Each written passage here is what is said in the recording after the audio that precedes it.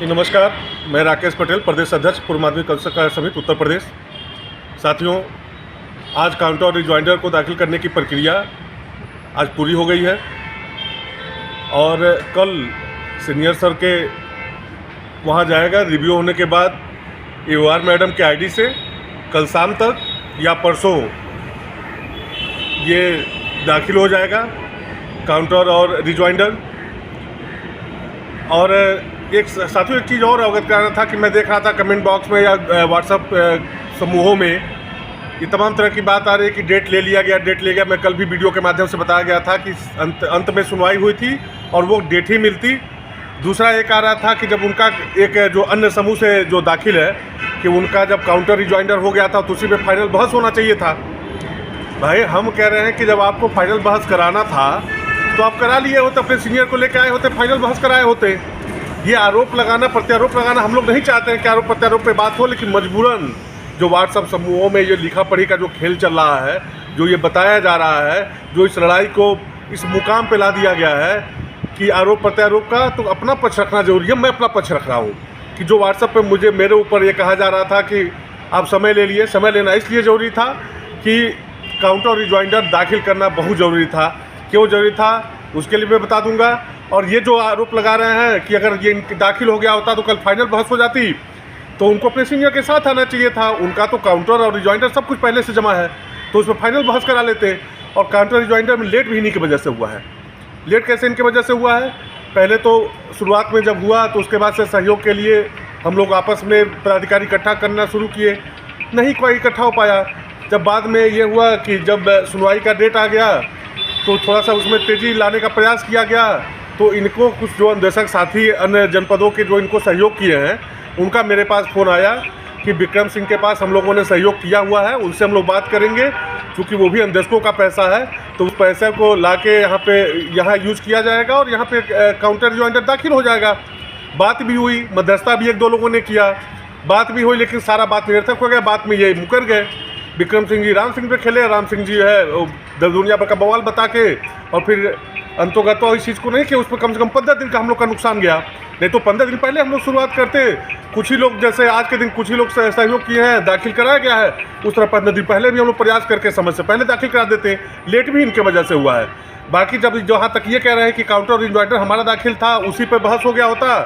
तो इनका ये रिजॉइंडर है जो राज्य सरकार के काउंटर पे आया हुआ है, एक पेज से 20 पेज का इनका ये रिजॉइंडर है। और मैं बताते चलूँ कि रिजॉइंडर ऐसा इन्होंने बनाया है और ये दाखिल किया है कि हम लोग सिंगल बेंच का जो डबल बेंच का आर्डर आया है ना कि साल भर के लिए भुगतान के लिए, वो भी पाना मुश्किल हो जाएगा। 1 नंबर से 20 नंबर पेज में ये बनाए हुए हैं, और मतलब इस तरह का कि न कोई आधार न कुछ, और केवल हवा में बाजी, और केवल एक कहानी, एक भावनात्मक लेख लिखने से न्यायालय में जीत नहीं मिलती है। न्यायपालिका में आपको मजबूत ठोस पेपर दिखाने होते हैं, नियम की बात करनी होती है, तब जाके मिलता है। उसके बाद से 21 नंबर पेज से जो 660 अभी 2020 राकेश पटेल बनाम राज्य सरकार और अन्य में जो सेंट्रल गवर्नमेंट ने अपना दाखिल किया हुआ है, जो अपना वो जवाब लगाया हुआ है, बाकी उन जवाबों को इन्होंने उसी में अटैच कर दिया है। यही टोटल इनका रिजॉइंडर, जिनके लिए दबाव बना रहे थे कि मेरा जब दाखिल था रिजॉइंडर तो इसी पे बहस हो जाना चाहिए, उस पर बहस हो जाएगा। तो अभी हम लोग सिंगल बेंच के आदेश को बचाने के चक्कर में है कि वही लागू हो। ये डबल बेंच का जो साल भर का आदेश आया है वो भी पाना मुश्किल हो जाएगा इनके रिजॉइंडर पर बहस करने पे। बाकी अन्य बातें, जो विस्तृत बातें हैं न्यायपालिका की, और उसमें जो टेक्निकल बातें हैं वो ब्रजेश त्रिपाठी जी बताएंगे। साथियों नमस्कार, मैं ब्रजेश त्रिपाठी, जनपद अमेठी से। साथियों, आज कोर्ट में सुनवाई के उपरांत हम लोग सीनियर सर से मुलाकात किए, और जैसा कि कोर्ट ने परमिट किया है कि आप अपना काउंटर और रिजॉइंडर 1 सप्ताह के अंदर दाखिल कर अपने बहस के लिए फाइनल प्रिपेयर्ड होइए। इस संदर्भ में मैं अवगत कराता चलूँ, इन्हीं सब मुद्दों को लेकर के हम अपने सीनियर सर के पास, जैसा कि उन्होंने बुलाया था, उनके चैम्बर में गए।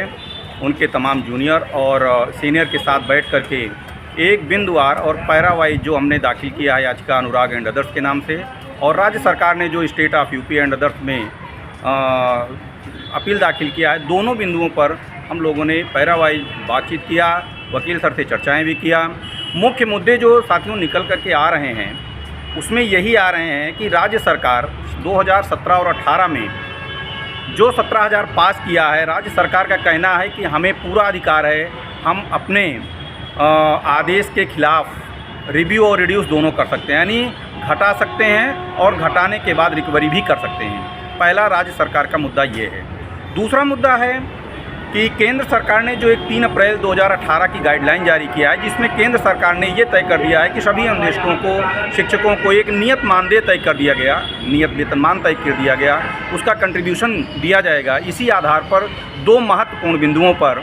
कोर्ट अपना पोजीशन कर रही है और हम दोनों लोग इसी को डिफीट करने के लिए सिंगल बेंच से करते चले आए हैं। हालांकि कोर्ट ने हमारी बात को सिंगल बेंच में भी स्वीकार किया। डबल बेंच में आने के बाद में भी कोर्ट ने स्टेटमेंट को बहुत अच्छे से किया, लेकिन चूंकि सुप्रीम कोर्ट में इतना वकीलों का हमारे अन्वेषक तरफ से जो 1-2 लोग घुस गए उसमें, और उन्होंने ऐसा किया जिससे कि कोर्ट कन्विंस नहीं हो पाई और हमारा कंटिन्यू का मामला जो है वो प्रॉपर नहीं हो पाया, जिसकी वजह से हम लोग सिर्फ 1 साल का ही हो गया, जिसके आधार पर सुप्रीम कोर्ट में दोनों तरफ से, सरकार की तरफ से और भी स्टेट की तरफ से भी और हम लोग की तरफ से भी अपीलें आई। इन दोनों को मिला करके रिजॉइंडर की तैयारी हम लोग करने प्रारंभ किया और इस नतीजे पर हम लोग पहुँचे कि हम स्टेट गवर्नमेंट को ऑन रिकॉर्ड सेंट्रल गवर्नमेंट के काउंटर के आधार पर इसको हम डॉक्यूमेंट के थ्रू काट करेंगे और निश्चित तौर पर सिंगल बेंच में जैसे हमने अच्छे तरीके से ब्रीफ किया, कोर्ट मेंटेन हुई, उसी तरीके से सुप्रीम कोर्ट में भी आएगा। साथियों, एक दुर्भाग्यपूर्ण बात है, एक एसोसिएशन की अपील जो आई है और जो लीडिंग पिटीशन बनी हुई है हमारी सुप्रीम कोर्ट में, व्हाट्सएप ग्रुपों पे ये बताया जा रहा है कि उसमें काउंटर दाखिल हुआ है। अच्छी बात है, उनकी अपील आई है तो काउंटर और उसका रिजॉइंडर दाखिल करना आवश्यक है, लेकिन उसमें जो तथ्य इन लोगों ने डाला है, मैं बुराई तो नहीं करूंगा और ना मैं बहुत क्रिटिसाइज भी करूंगा, लेकिन इतना ज़रूर कहूंगा कि भाई आप अपनी केस को फिर से पढ़िए, आप अपने अधिवक्ता को फिर से ब्रीफ कीजिए और इन 2 मुद्दों को ज़रूर बताइए कि राज्य सरकार को अधिकार है सैलरी और पे फिक्सेशन करने का, आप पार्टी एक्ट का सहारा लीजिए, 23 उसका पावर है, सरकार को, केंद्र सरकार को पावर फिक्सेशन का नहीं है, लेकिन आपने अपने काउंटर, आपने रिजॉइंडर में इन दोनों बातों का कहीं जिक्र नहीं किया है, जिसके लिए आप ये कहते हैं कि हमारी जो रिजॉइंडर हमने तैयार किया है बहुत मेंटेनेबल है। बड़ा हास्यास्पद विषय है कि शायद आपने जो चीज़ बताया उस चीज़ को उन्होंने, सर ने मेंशन कर दिया, वकील साहब ने, लेकिन कम से कम आपका ये रिस्पॉन्सिबिलिटी बनती थी कि आप उसको पढ़ते और आप उसको मेन फोकस करते कि सर गाइडलाइन जो है वो इस सेंट्रल गवर्नमेंट का है और सेंट्रल गवर्नमेंट से हमारी सैलरी का कोई रिलेशन नहीं है। आपने पूरे रिजॉइंडर में ये कहीं मेंशन नहीं कराया है कि 2018 की गाइडलाइन सबसे बड़ी जो बाधा है वो हमारे कंटिन्यू पेमेंट मिलने के लिए उसको हम ब्रीफ करें। दूसरी चीज़ जो स्टेट गवर्नमेंट का है, आपने सारा फोकस केंद्र पर किया है, जबकि मैं आपको बताता चलूं कि सैलरी आपको स्टेट गवर्नमेंट फिक्स करती है, सेंट्रल गवर्नमेंट तो स्टेट द्वारा बनाए गए फंडिंग शेयर में अपना कंट्रीब्यूशन करती है। तो इसलिए साथियों, मैं अपनी तरीके तरफ से जो भी ड्राफ्टिंग किया हूँ हमने सीनियर सर को दिखाया है। सीनियर सर ने और उनके जो पैनल थे साथ में जूनियर के, उन लोगों ने ड्राफ्टिंग के बारे में पॉइंट आउट किया है। 96 पेज का हमने ड्राफ्टिंग तैयार करके दिया है विद आर्गूमेंट के साथ, विद डॉक्यूमेंट के साथ। उन्होंने कहा है कि इसमें जो लेंदी चीज़ें हैं हम उनको थोड़ा रिड्यूस करके और कम कर लेंगे, लेकिन आपका बनाया हुआ ड्राफ्ट बहुत अच्छा है, हम इसमें और कुछ ऐड कर देंगे और कुछ इसमें हम कटौती भी कर लेंगे और हम एक फ़ाइनल मेंटेन करके कल शाम तक हम रिव्यू कराएंगे इसको, और रिव्यू में पास होने के उपरांत हम मेल के द्वारा आपके AOR को दे देंगे और AOR आपको मेल के माध्यम से कोर्ट में सबमिट कर देंगे और आपकी सोमवार को कोर्ट में, मंगलवार को जो कोर्ट में सुनवाई है 25 तारीख को, हम ऑन रिकॉर्ड रहेंगे और उस दिन बहस करने के लिए प्रिपेयर्ड रहेंगे। साथियों, हम पुनः एक बार ये चाहेंगे कि अपने वकील से हम फिर से 24 तारीख को वार्ता करेंगे, पुनः उन चीज़ों को हम रिमाइंड कराएंगे कि हाँ, स्टेट का क्या पावर है, स्टेट हमारे में कैसा इंटरफेयर कर रही है और स्टेट का क्या रोल है और हम अपने कंटिन्यू 17,000 को कब तक पा सकते हैं, और उसके बाद सरकार को बढ़ाने का अधिकार है, रिड्यूस करने का नहीं, रिव्यू करने का नहीं, बल्कि जो हमसे रिकवरी की गई है इसका भी क्योंकि मुद्दा हमारा 17,000 से रिलेटेड है। हमारा मिनिमम पे से, मिनिमम वेजेस से कोई मतलब नहीं है, जैसा कि लोगों ने अपने रिजवाइंडर में मिनिमम वेज, हम जबकि इन चीज़ों को पिछले भी अपने अपील में चर्चा कर चुके हैं कि जो एसोसिएशन ने याचिकाएँ दाखिल कराई है उसमें मिनिमम वेज जो इन्होंने दिखाया है वो बिल्कुल हमारे लिए गलत है। ऐसा नहीं करना चाहिए, क्योंकि हम एक